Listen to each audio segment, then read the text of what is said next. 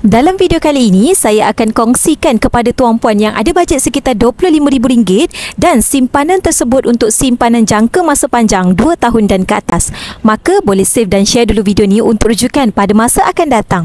Untuk simpanan jangka masa panjang 2 tahun dan ke atas, tuan-puan jangan simpan dalam akaun bank saja, tak berbaloi. Lebih baik tuan-puan ambil peluang untuk alihkan kepada 50 gram Gorba ini. Kalau tuan-puan nak tahu, simpanan emas secara purata meningkat 10% setiap tahun. Prestasi ini berdasarkan sejarah 20 tahun yang lalu.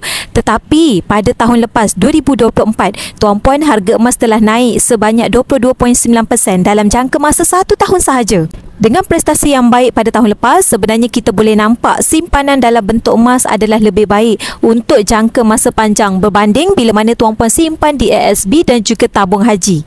Memang betul, ASB dan juga tabung haji ada dividen sekitar 3 hingga 5% setahun. Dan pesan daripada pakar keuangan, prestasi ini tidak akan melebihi 10% setahun sebagaimana kita pernah dapat pada 10 tahun yang lalu bila mana kita simpan di ASB dan juga tabung haji. Jadi, untuk simpanan jangka masa panjang, tuan-puan jangan ragu-ragu lagi untuk tukarkan kepada bentuk emas fizikal 50 gram emas ini. Bagi tuan-puan yang nak alihkan sebahagian simpanan dalam bentuk emas, nak saya bimbing dalam simpanan emas, maka tuan-puan boleh terus klik link di bio ataupun terus rujuk pin di video TikTok saya cara untuk bermula. Saya akan guide tuan-puan dalam simpanan emas bersama dengan Public Gold.